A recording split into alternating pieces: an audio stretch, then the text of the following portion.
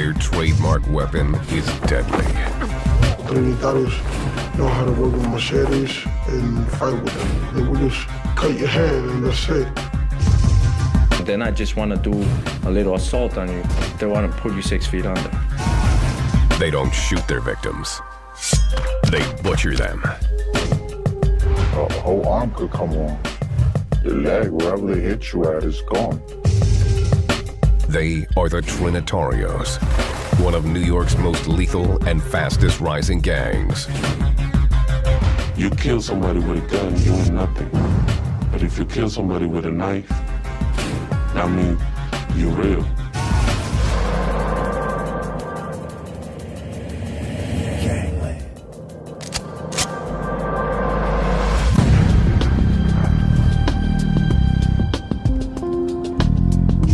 The Big Apple. It's filled with some of the world's most familiar landmarks. Broadway, the Empire State Building, the Statue of Liberty.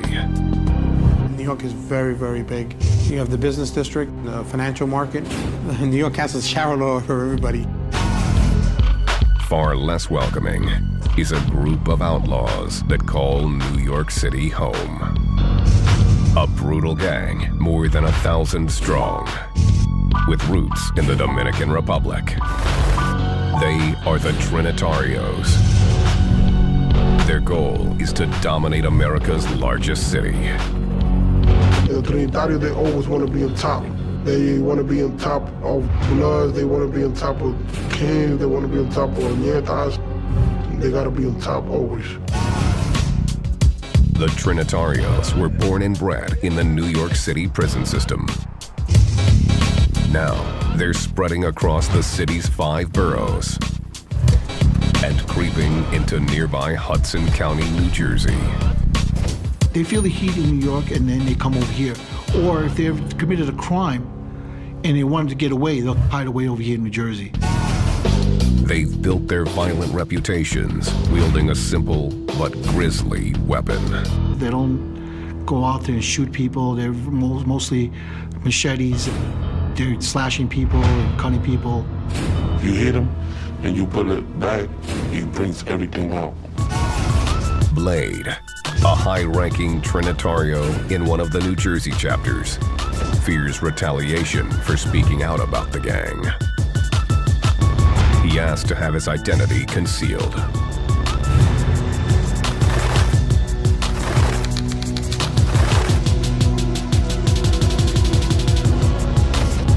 Blade came to the United States from the Dominican Republic in 1993 when he was 13. First month when I was over here, I stabbed my sister in the arm because she was trying to smack me. It wasn't his first assault.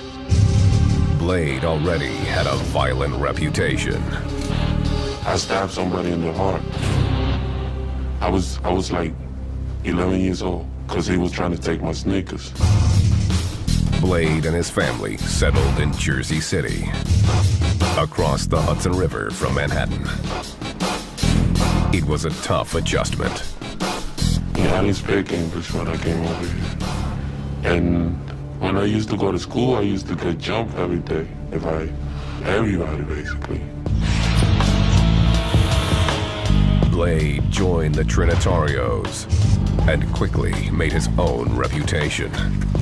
The leader of a Latin King went to the Kamal block and he threw me a punch. So when he did that, I pulled out the machete. I hit him in the head. Then I hit him like four more times in the arm because he went like that. He got a lot of stitches. He got like 50-something stitches in his head. That kind of one-on-one brutality has shocked even hardened New Jersey cops, like Davis Valdivia. A machete, I'm going to take a limb off, depending on where I swing it. If I swing it at your neck, I'm going to take your neck off. For years, he's seen firsthand how the Trinitarios get up close and personal. With a gun, you can shoot somebody from far away and not even see the person. To stab somebody, you got to get up and close and really to stick somebody. But assaults aren't the gang's only crime. They're definitely in the drug business. They're definitely in the home invasion business, assaults, robberies. They run the gamut, just like any other super gang. The Trinitarios have turf all over the Bronx and the Washington Heights section of Upper Manhattan. Washington Heights is home to many Dominican immigrants and is a transportation hub. 6 bridges, 3 highways, and 3 tunnels are nearby, all allowing for quick access to the entire metropolitan area. It's the perfect setup for drug dealers and gang members on the run, making it difficult for law enforcement to track them. There's going to be a group of people trained in the non-Trinitario area. Okay, I just received information from one of my guys that the person that that is doing the hand-to-hand transaction is coming towards our area now. Thanks to the easy access between New York and New Jersey, the Trinitarios have a lucrative narcotics business in both states. It's so easy to travel from one place to another that if they have a problem with the law enforcement, they'll move to another spot. Well, number one, he's selling drugs on the street, so he gotta go. He's selling cocaine. They could make about 10, 15,000 a day. They doing drugs. They selling drugs. If you owe them money, they're gonna kill you. This gang member, Loco, has also asked to have his identity concealed.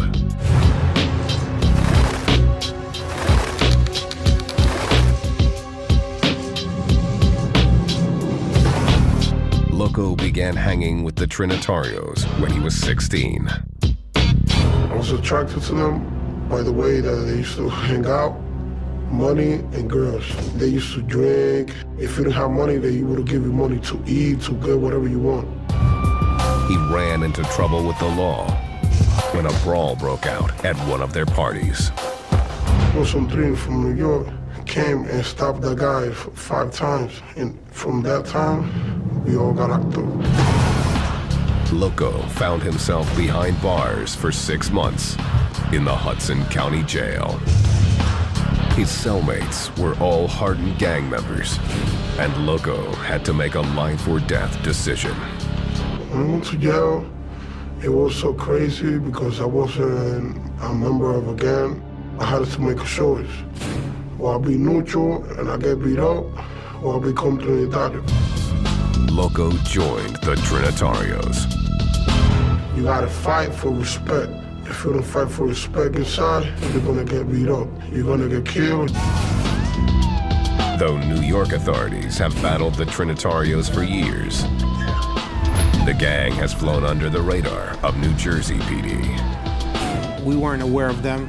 We heard rumblings of them. We heard the names being thrown around, but we didn't know who they were or what they were about.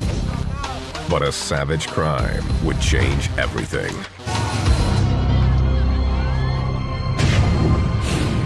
August 24th, 2003, Union City. Trinitarios from all over northern New Jersey joined thousands who lined the streets for the annual Dominican Independence Day Parade. It's supposed to be a joyous occasion, and it's supposed to be fun for all the family and for everyone who's Dominican. Police were also on alert for gang activity, which had arisen in years past. And a number of people attend the parade with the idea that they should be proud of being who they are, and sometimes who they are gang members. Detective Davis Valdivia was on a routine assignment to tape surveillance video from a rooftop near the end of the parade route. The stakeout was strictly a precaution. I just would zoom in on people's faces and later on trying to identify them. If something should happen in the future, we have informants throughout Union City, and we can go to them and show them the tape and try to get people ID'd. 4 months earlier, Tensions between the New Jersey Trinitarios and one of their rivals, a fierce street gang called the 60th Street Boys, had ended in bloodshed. They were arguing possibly about a girl when a member of the Trinitarios pulled a knife. One of the 60th Street Boys took the knife away and pretty brutally stabbed a member of the Trinitarios. The victim survived, and the attacker was arrested. But the New Jersey Trinitarios had yet to exact their revenge.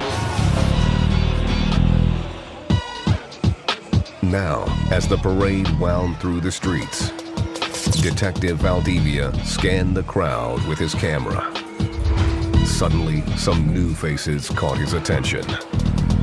There was some individuals in the group that I'd never seen before, and I zoomed in on them.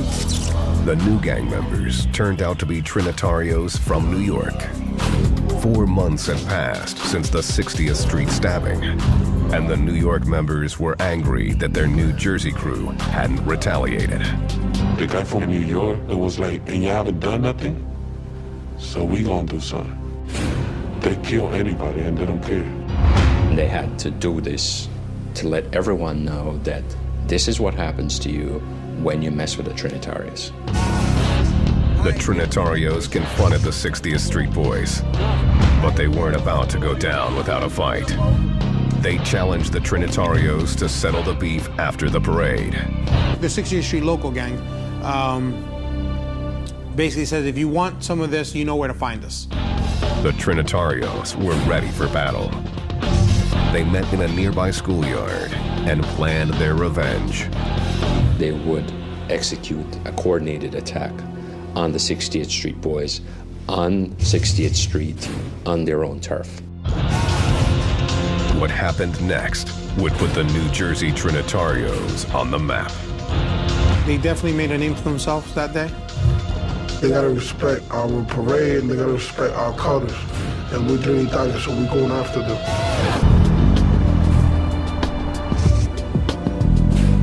New York City.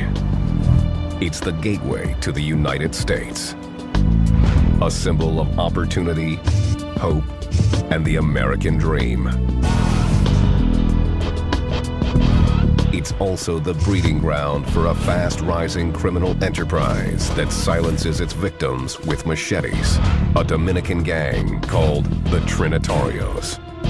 Trinitarios, they kill people, they rob people, they kidnap people. Yeah, they doing the money quick. The Dominican Republic is the second largest nation in the Caribbean, with a long history of hardship. In 1961, the country's harsh dictator, Rafael Trujillo, was assassinated, ending his oppression, but throwing the country into chaos. For the next few decades, tens of thousands of immigrants fled to New York, all in search of a better life. They came here to the U.S., which at the time was experiencing a pretty decent manufacturing job market, and Dominicans came here to work. In the Dominican Republic, you only make 3,000 pesos a month. That's like $125. Sucks. Nobody want to be there. By 1990, there were 250,000 Dominicans in the New York metropolitan area. Most were productive citizens, but some got caught up in the city's crack epidemic and violent underworld. Everybody want to be thugs and stuff like that, you know what I mean? So everybody's doing crime over here. The cops took action, and Dominicans began streaming into the New York City correction system, including the notorious Rikers Island Penitentiary, just east of Manhattan. They quickly became the targets of violent, more established gangs, like the Bloods, Crips, and Latin Kings. Dominicans at the time were the minority. Many of them found themselves to be abused by the other ethnic groups that were present. You see a lot of extortion in jail. People taking your commissary, people making you wash their drawers, beating you up for a phone call. In 1990, one Dominican inmate rebelled against the abuse. Pedro Nunez, aka El Caballon, was serving an 18-year sentence at Rikers for weapons possession.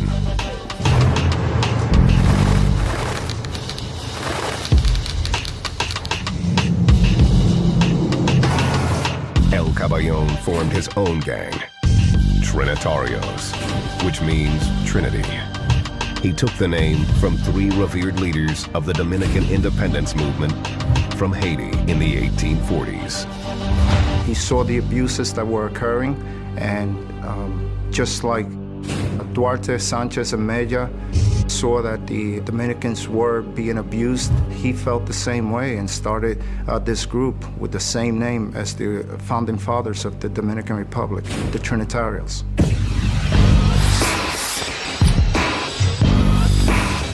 For the first time, the Dominican convicts had protection under the Trinitarios. But the gang kept a low profile to escape the watchful eye of prison officials. They kept it very quiet about what was going on for obvious reasons. The Trinitarios on Rikers Island basically operate as a secret society that's there to protect Dominicans. As their numbers grew into the hundreds, the Trinitarios began dominating the other gangs. I don't care what anybody said. In New York, if you're not a Trini in jail, you're nothing. Ain't no blood, Cribs, Latin King, nothing. Trini run New York. El Caballon's domain expanded in the mid-1990s as Trinitarios finished their time at Rikers and returned to the streets. With El Caballon running the gang from prison, the Trinitarios took new shape in the heavily Dominican neighborhood of Washington Heights in Upper Manhattan. So they started making, like, if you're gonna be a Trini in here, you gotta represent Trini out there. And you're not just gonna be a Trini in jail for protection. You gotta be a Trini in the street too. You gotta represent. The Trinitarios unleashed a crime wave that ran through Washington Heights into the Bronx and Brooklyn. They started doing narcotics distribution, possession of weapons, and violent crimes. In 1995, in the Bronx alone, nearly a murder a day was occurring, thanks in part to the Trinitarios. The gang began smuggling cocaine from the Dominican Republic using ingenious and dangerous methods. They'll bring drugs to the state by swallowing it, boofing it. These carriers, known as mules, could hide a half pound or more of narcotics, risking death with each trip. Imagine you with more than 300 grams inside your stomach. Anything could go wrong. You can't eat, you can't drink nothing. Jefe, a Dominican native, asked to have his identity concealed.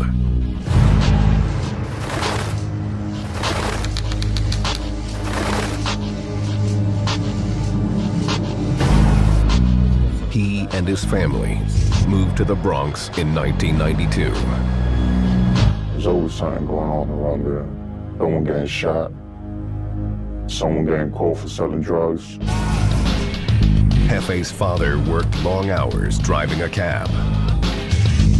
He insisted Jefe stay at home while he was working because of the many gangs that terrorized the hood. It was usually Bloods and Crips. You know, they had Latin Kings, they had Nietas, Zulu Nation. And you would hear a few gunshots. The gang violence was impossible to avoid. In 1998, the NYPD in Jefe's precinct reported over 2,000 violent crimes, including rape, robbery, burglary, and murder. It was dangerous. The 4-4 precinct is the busiest precinct in the Bronx. Jefe had to stick with his Dominican brothers for protection. There was a lot of race going on, race issue, Dominicans and blacks. They would come and pick up Dominicans on high school, junior high school, and we would just retaliate. By 1999, the Trinitarios had hundreds of members in New York City and a brutal reputation that stunned even law enforcement.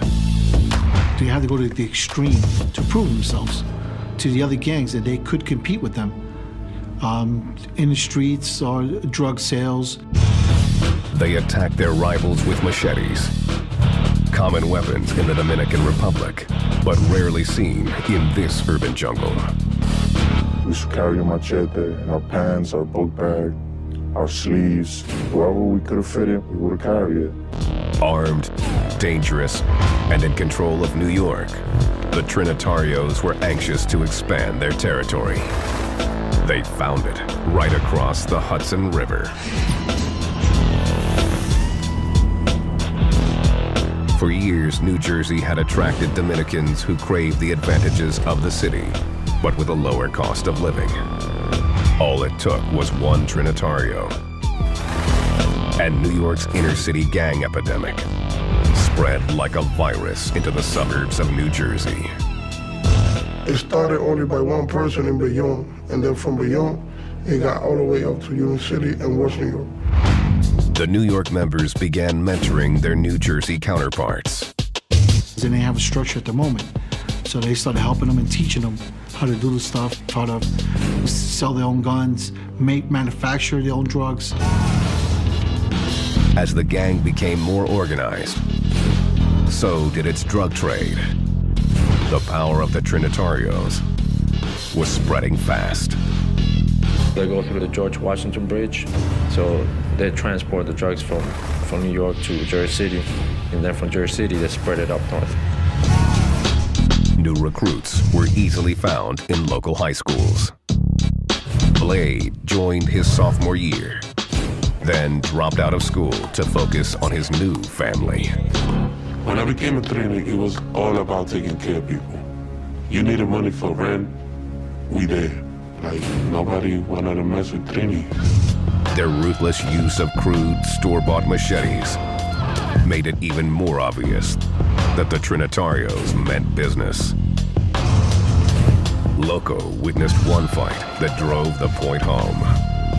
So there was 9 kids trying to fight with them. So I seen some guy that just grabbed a machete and tried to cut up his arm. He hit him a few times, but his arm was falling down. Loco was inspired by the gang's fearlessness. The drug money was an added bonus. I used to sell drugs. I felt like I was doing something wrong, but I liked the money. By 2003, the Trinitarios had more than 100 members in northern New Jersey alone. Though the gang had long been in the sights of New York City PD, their growing numbers were still a secret across the Hudson. It would take a cold-blooded killing before New Jersey authorities got the message. And it was so quick. I mean, it was just like wildfire. It just started spreading all over Hudson County.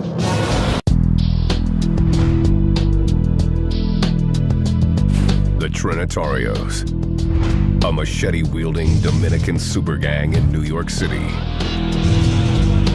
is spreading its brutal violence into neighboring New Jersey. They were operating under the radar for a while before anybody got to know who they really were and what they were about. Trinitarios take pride in their Dominican roots. It starts with their name. It comes from the word Trinity, from the Father, Son, Holy Spirit. The gang's colors are those of the Dominican flag. Red, white, blue, and most significantly, lime green. The center of the flag got green. It means like earth. That's why we represent green. If you're wearing green, you want the mind. They always carrying a green bandana or a green scarf or a green hat. Anything that they wear green it shows that they are Trinis. The gang also uses the flag as the basis of their motto. If you look at the Dominican flag, you have 3 words on top. It says Dios, Patria, and Libertad, which is God, country, and liberty. To recognize one another, members frequently greet each other with the numbers 41, 6, 12. 41, 6, 12. That's to know if you a Trinitario. You'll be asked, you son of Duarte? You say 41, 6, 12. Like, yeah, I'm Trinitario. The numbers are a secret code the Trinitarios use to hide their identity. But it's really 4, 16, 12, which are the respective locations for the D, P, and the L in the alphabetical number. It's a code. So they'll make 4 and 16, 41, and 6. The letters DP and L show up in almost all of the gang's markings. Trinitarios aren't required to get inked, but those who do choose symbols of the motherland. Most of the Trinis, they do the Dominican flag, DPL, Dios, Patria, Libertad. Another popular tat is the symbol 3NI. 3 is for the 3 colors of our flag and the 3 fathers of our country. And the 9 is short for Trinitario. Trinitarios also represent with hand signs. There's 2 guns up. It's in the center of our flag. And that's the 3 fathers of our country, the 3 colors of our flag, and DPO, Dios, Patria, Libertad. That's the D for Trinis, and it's like a cross, because our flag have like a cross that divide the colors. The Trinitarios are highly organized and enforce strict rules. I want to say maybe second to the Latin Kings, they're probably the most structured gang. All of the gang's chapters are organized the same way. Trinitario structure, everything is 3. So there's 3 top, then you break it down into 3 heads for each chapter. They'll start off with the head, which they call a cabeza. They'll have a secretary, they'll have a treasurer, they'll have security, they'll have an enforcer. There is even an advisor who handles the members' personal business. He's the one, like, if you have a problem, like with your family and stuff like that, you need somebody to talk to, you talk to him. Leaders who get busted are quickly replaced. If I get sent upstate, whoever's second is first, third is second, and third will be a new man, you know? Trinitarios initiate some recruits with beat-ins. Others just need a good recommendation from a trusted crew member. If they know you already put in work, you know you fight and all that, they won't make you go through that hassle. You're like, oh, I know him, man, he gets down.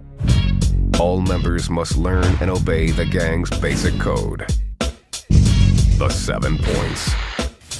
God, respect, love, peace, courage, nation, and liberty.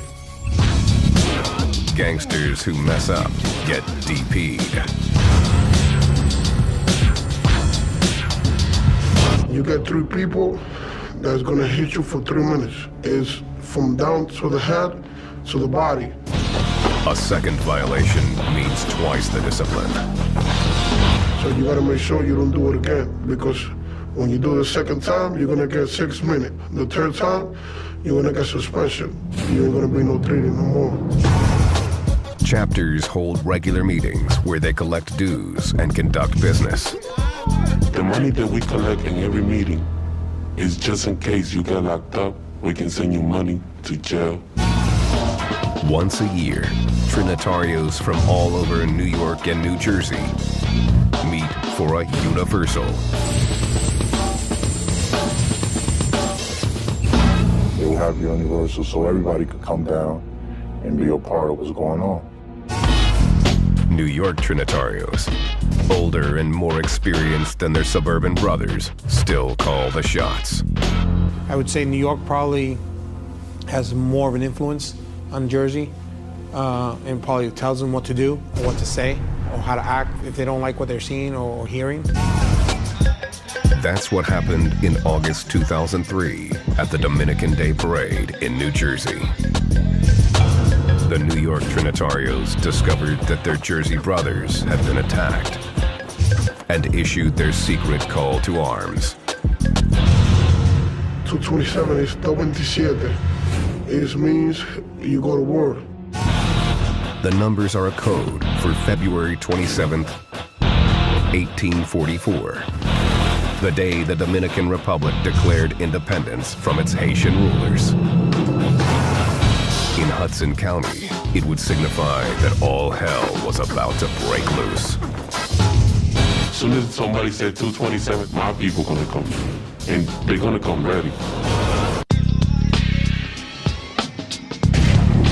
August 24th, 2003, Hudson County. It was New Jersey's annual Dominican Day Parade. From a rooftop, Detective Davis Valdivia videotaped the crowd, on the lookout for gang violence. I was up there for several hours. I would say probably 6 hours on that roof. Little did he know that the bloodthirsty Dominican street gang, the Trinitarios, was out for revenge. 4 months earlier, a 60th Street gang member had stabbed a New Jersey Trinitario. The victim recovered, but the Trinitarios had yet to settle the score. An unacceptable situation for their New York brothers. They were upset that one of their members was stabbed and nothing was done about it. If someone messes with one of their members and it goes unpunished, they will essentially be viewed as chumps. The New York Trinitarios were hell-bent on revenge and planned to get it on their opponent's own turf. They strategized their attack at a local schoolyard late that afternoon. At the suggestion of a New York leader, they traded their traditional machetes for screwdrivers. It was easy at the moment because the guy from Brooklyn was like, oh no, we're not gonna carry none of that. What if we get stopped by the cop? They see us with screwdrivers in the car. They're not gonna bother us with that. They sharpened the tips for good measure. They armed themselves with those screwdrivers, ripped clothing apart that were rags in the trunk of the car, and wrapped it around the handle. If there's cloth on the handle, your hand won't slip when you stab someone with it, and you're never going to leave fingerprints. The gang was prepared for cold-blooded murder. You can't really slice anybody with a screwdriver. I mean, it's only one purpose is to jab and puncture. 2 carloads of Trinitarios headed straight for the heart of the 60th Street Boys territory in West New York. They found what they were looking for at the corner gas station at 60th Street and Broadway. The Trinitarios confronted 21-year-old Jameer Brown, who was an associate of the gang. Once they approached him, they asked for an individual by the name of Munchi. And that's the same individual that had words with them during the parade. Munchi was nowhere in sight, but Brown stood up for his friend to the bloodthirsty mob. He responds to them saying he's not here, and if you have a problem with him, you have a problem with me. The Trinitarios pulled out their screwdrivers. Someone ran up to him and stabbed him. And then they were all over him, stabbing him. Brown went down instantly. One of his friends, a 16-year-old, tried to break up the assault. One individual of the 60th Street Boys actually went to his aid, and he wound up getting stabbed in the forearm. Jameer's friend was able to escape and ran to alert police. He suffered a severe stab wound and would later need 19 stitches, but he survived the attack. Jameer Brown was not so lucky. The screwdrivers had ripped through a crucial artery. The Trinitarios scattered, leaving Jameer Brown essentially dying on the street. Brown died at a local hospital 90 minutes later. The murder sent a clear message from the Trinitarios to its many rivals. You do something to one of my peoples, I'm gonna do something to you. That's what we gotta do to be known, so we can get our respect. If you mess with one of them, you're gonna mess with all of them. It also sent a message to New Jersey police, who finally realized the Trinitarios were in their own backyard. That was the first time that I actually heard of Trinitarios. After the parade is when I really learned about the Trinitarios. And since that day, things made a lot more sense to me. New Jersey PD immediately started hunting down the attackers and managed to catch 3 of them that night. By morning, Detective Valdivia was already interrogating one of the suspects, Trinitario Alex Colon. He showed Colon surveillance video of the parade. He sat there, viewed the videotape, and I recall him pointing to the individuals that I zoomed in on. He would say, that's so one of them, and that's so-and-so. He was there, and he was in the car, and he just went on and on. On November 25th, 2003, police in New York City and Hudson County made 5 more arrests. A 6th suspect was arrested a few weeks later. 2 more were in custody by March 2004. The charges included murder, aggravated assault, and unlawful possession of weapon. Among those charged were 2 alleged high-ranking Trinitario leaders, 22-year-old Ricardo Osorio of New York and 21-year-old Pablo Molina of New Jersey. The prosecution's case was coming together. I counted about 56 witnesses that were possibly going to testify if needed. Prosecutors also had a star witness. Alex Colon, the gangster who identified suspects on the parade videotape, was in jail facing a murder charge. He was cooperating with the prosecution against the Trinitarios in the hopes of receiving a reduced sentence. Colon gave us a nice big picture. He could point to all the parties. But Colon would never make it to the stand. Our case seemed as if it would fall apart.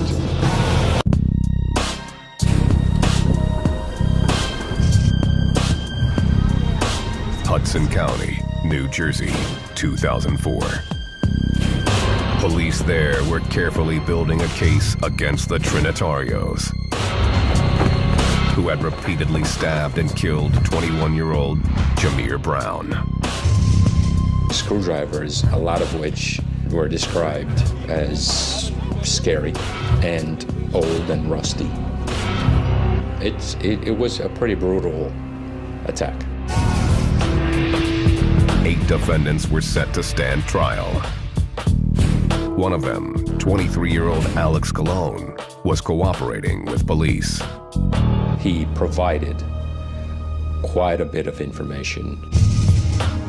The case looked solid until January 2005.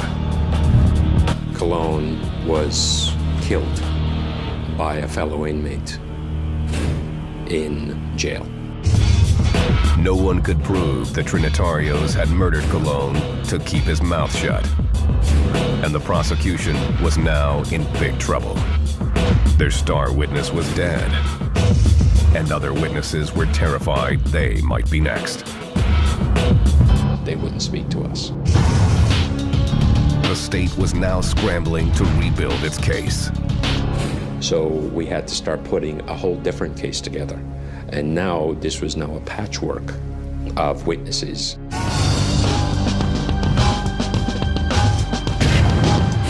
January 5th, 2006. The first Trinitario defendant, one of the alleged New York leaders, Ricardo Osorio, went on trial. 18 days later, the jury convicted him of conspiracy to commit homicide. In May, The second defendant, Ramon Almonte, also went on trial. This time, Detective Davis Valdivia, who had taped the Dominican Day Parade where the fight began, took the stand as an expert witness. I was able to show motive. I was able to show why they would respond the way they did. Almonte was also found guilty of conspiracy to commit homicide. He and Osorio received sentences of up to 20 years in prison. The 5 other defendants, including Pablo Molina, one of the alleged New Jersey leaders, pled out before their trials began. The convictions dealt a major blow to the gang. I like to think that what we did here discouraged the Trinitarios and disrupted what they intended to do, which was begin a network in New Jersey. But today, the Trinitarios show little sign of slowing down. In March 2009, Manhattan authorities made a huge bust in Washington Heights. 41 alleged Trinitarios were indicted on charges from drug distribution to weapons possession. They had blocks and blocks of narcotics in every corner selling them. If you wasn't a Trini, you wasn't gonna sell drugs in New York. That's how they was doing it. Since the shakedown, law enforcement on both sides of the Hudson River has kept close watch on the gang. It's important that we have contact with them, just to let them know that we up here and we got our eye on them. They know how we operate, and we kind of know how they operate.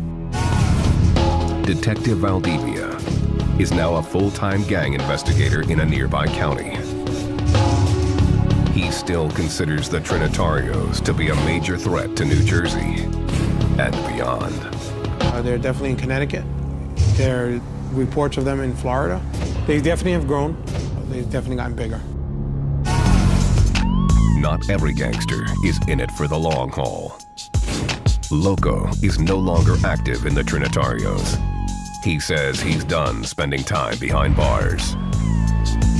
The future of them is going to jail because what they do is crimes. They're just so stupid because they're making money out of it, or they're just stabbing people and getting locked up for no reason. Loco is trying to build a new life apart from the gang, but fears he's a marked man. If I show my face, I will be in mad trouble. I'm gonna tell people that want to see this, young kids, don't get into Trinis. They ain't worth it. After years with his New Jersey chapter, Blade has also left the Trinitarios. He received the gang's blessing after having a child. It was like, man, you cool, you already have a family. So that's the only way that you can get out of it. If you want to do something with your life, they respect that. Jefe got a similar reprieve after starting a family. His perspective on the gang has changed since leaving Rikers Island in 2006. I'm lucky I'm alive. I used to do a lot of crazy. But now that I'm older, I got a different mentality. But these former gangsters are in the minority. The Trinitarios are on a mission to dominate even more of the New York City area.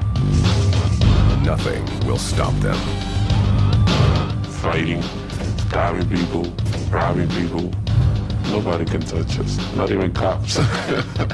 I see them not stopping. I see them growing in number. I see them getting more violent. There will never be peace. 10 years from now, you're gonna still hear Trinitarios